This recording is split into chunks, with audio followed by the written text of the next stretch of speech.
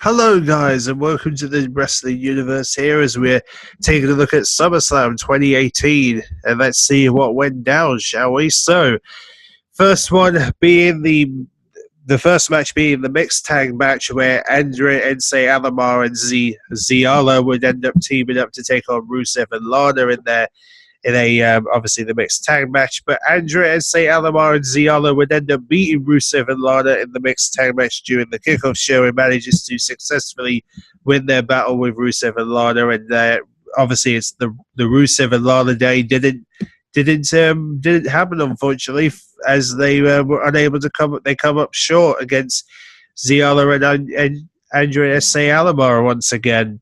So then we come to the Cruiserweight Championship where Cedric Alexander would take on Duke Glue for the Cruiserweight Championship. But, of course, Cedric Alexander finding a way to be able to keep his Cruiserweight Championship near his fingertips and being able to beat Drew Gulak and remain the Cruiserweight Champion.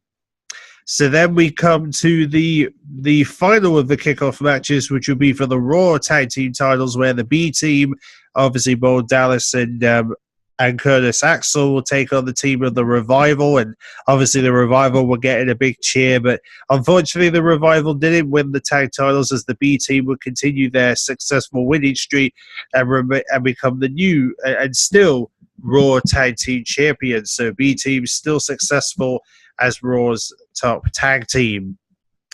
So then we come to the first of the main show matches, which is for the Intercontinental Championship, where Seth Rollins would bring Dean Ambrose, of course, the returning Dean Ambrose, and Dolph Ziggler brings Drew McIntyre. But obviously that wasn't even enough for Dolph Ziggler to win, because Seth Rollins would finally win back the Intercontinental Championship in this one-on-one match after two matches of being interfered by Drew McIntyre, manages to overcome Dolph Ziggler, and Seth Rollins becomes the two-time Intercontinental Champion.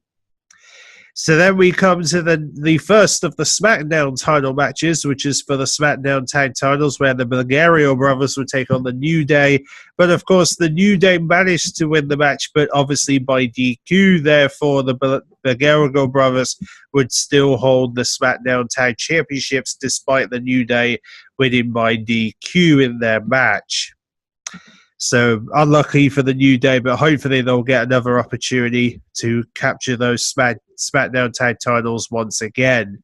And then eventually we would go to the matchup where Braun Strowman's Money in the Bank contract will be on the line against Kevin Owens, but obviously Kevin Owens wasn't able to survive the punishment that Braun Strowman had for him. And of course, Braun Strowman would remain Mr. Money in the Bank, Monster in the Bank, should I say, and still holds the contract, which is great to see.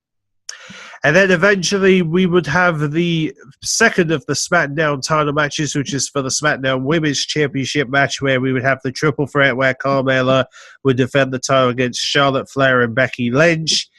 And of course, Carmella was doing good for herself in the match, but of course, Charlotte Flair manages to catch up with her and manages to successfully win back the SmackDown Women's Championship that Carmella took from her when she was Mrs. Money in the Bank. But the thing that you probably didn't expect was the fact that, you would think that, because of the partnership of Becky Lynch and Charlotte Flair recently, you would think, okay, everything's pretty nice and fine. Becky Lynch fully accepts that she came up short.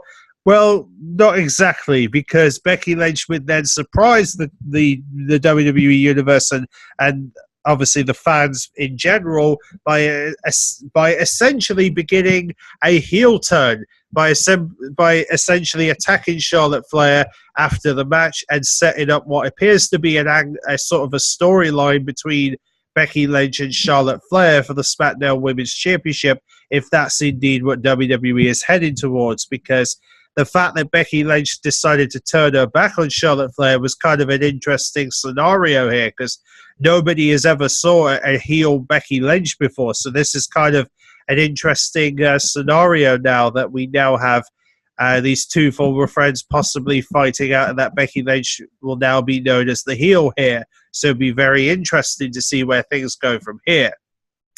However, though, we would have the final of the SmackDown title match, or well, the next SmackDown title match, which would be for the WWE Championship, where Samoa Joe would challenge AJ Styles for the championship. But of course, AJ Styles kind of snapped at one point in the match and uses the chair to attack Samoa Joe. Therefore, Samoa Joe will win by DQ. But AJ Styles remains WWE champion. But you can't blame AJ Styles for being angry because of everything that Samoa Joe has done over the last few weeks by saying stuff about his wife and everything. You can probably imagine that AJ Styles was conflicted with emotion during the match, and obviously we probably haven't seen the end of this rivalry regardless. And then we come to Daniel Bryan's rival match against The Miz. As we know, Daniel Bryan and The Miz have got that personal rivalry that spanned for a few years. But unfortunately, though, Daniel Bryan came up short, and The Miz manages to successfully beat Daniel Bryan, and once again proving that he has nothing to prove for Daniel Bryan. So maybe there'll be more to come from these two, who knows, but we'll see where things go from here. And then eventually we would have the match between the Demon. Yes, the Demon King would finally return as Finn Balor brings his Demon King personality to take on core stable Baron Corbin and manages to beat Baron Corbin as the Demon King. I think a lot of people were very happy to see the Demon King, Finn Balor, come back during SummerSlam. And then eventually we would have the United States Championship match, where we would see Shinsuke Nakamura and Jeff Hardy battle for the title. And of course, Shinsuke Nakamura would defeat Jeff Hardy with his finisher and remain the United States Champion, even though Randy Orton was in the building, and obviously there was no sign of Randy Orton appearing in the match. So therefore, Shinsuke Nakamura managed to win without any assistance from Randy Orton. And then eventually we would come to the two main event matches, the two big matches of SummerSlam, which would be Ronda Rousey's second opportunity at the Raw Women's title against Alexa Bliss. And of course, all week Alexa Bliss has been saying that she really wants to be the one to beat Ronda Rousey. Well, that didn't really work out for her, because of course Ronda Rousey would end up having a backup plan and beat Alexa Bliss and obviously Natalya was by her side as well, because Natalya showed up to honor her father, Jim the Naro Neidhart, which, by the way, he passed away recently.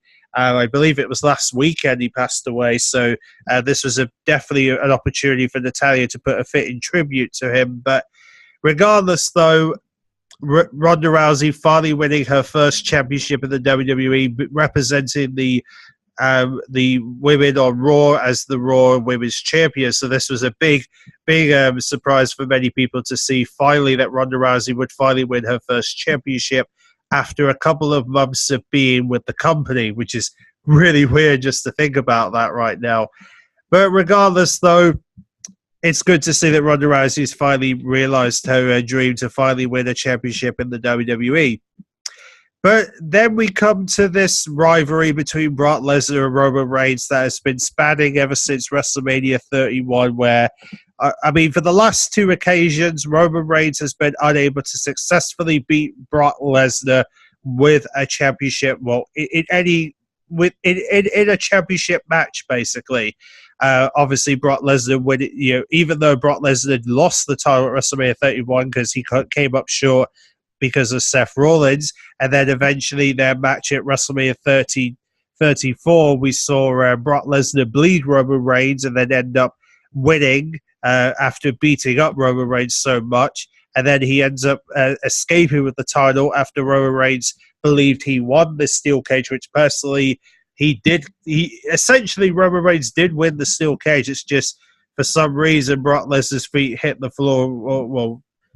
For some reason, Roman Reigns, it kind of made it sound like that Roman Reigns put his foot down first on the steel cage match, but for some reason they believe Brock Lesnar was the first to put his foot down, but I don't know. But anyway, regardless, though, the Universal Championship match, can Roman Reigns beat Brock Lesnar? And what a surprise, Roman Reigns finally beats Brock Lesnar and finally becomes the Universal Champion. as it took him it's been months in the making, but finally Roman Reigns would end up winning the top prize at SummerSlam and finally beating Brock Lesnar, and the fans were going nuts that he beat Brock Lesnar. Nobody ever thought that Roman Reigns would beat Brock Lesnar, but he just managed to outsmart Lesnar to the point that he ends up winning the championship, and some fans were literally going insane with that the fact that Roman Reigns was able to do it. It was just wow. Roman Reigns is finally on top of like I said, he's finally on top of the Raw locker room as the top champion on Monday Night Raw. And even though Braun Strowman was out there trying to plan to cash in the briefcase, he didn't successfully do that because Brock Lesnar literally whacked him with the briefcase on his chest. So you can tell that Braun Strowman was unable to stand up after that.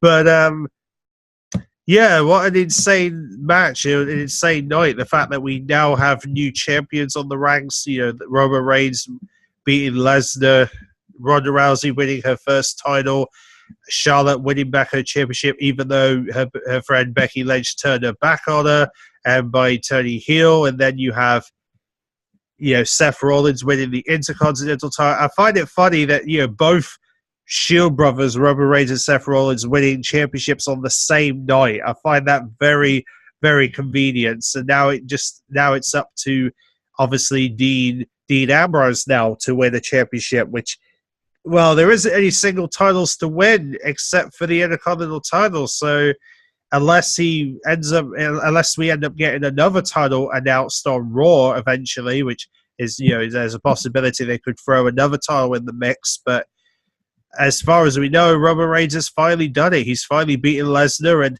I bet Paul Heyman's probably surprised by that statement. But it's finally happened. It's finally happened. Roman Reigns has finally kept his word this time. But anyways, either way though, the next pay-per-view that's coming for WWE will be Hell in a Cell on Sunday the 16th of September, and I'm pretty sure there's going to be a reveal soon for the roster for obviously there'll be a reveal soon for the roster for WWE 2K19, which I'm not sure when that will be. It'll probably be in a few weeks or so. We're going to be seeing a reveal for the 2K19, and we'll know who's going to be officially in the game, because there's probably going to be some UK superstars and NXT superstars in the mix. So we'll definitely be seeing some interesting names coming out of that roster when when we start seeing that reveal, which I'll hopefully have the roster reveal on my channel when that happens, fingers crossed. But anyway, thanks for watching, and I'll see you all for that upcoming 2K19 roster reveal, and also, the reviews for the remaining pay-per-views, such as Hell in a Cell, Survivor Series, I believe TLC is still to come, and of course the Night of Champions, which is also yet to make a return in some aspects. And of course, the next NXT takeover, which will probably be around Survivor Series time, when we'll probably see another takeover run rapid, and who knows, maybe we'll see the NXT UK happen by the end of the year. Who knows? But we'll see what happens over the coming weeks. Anyway, see you then.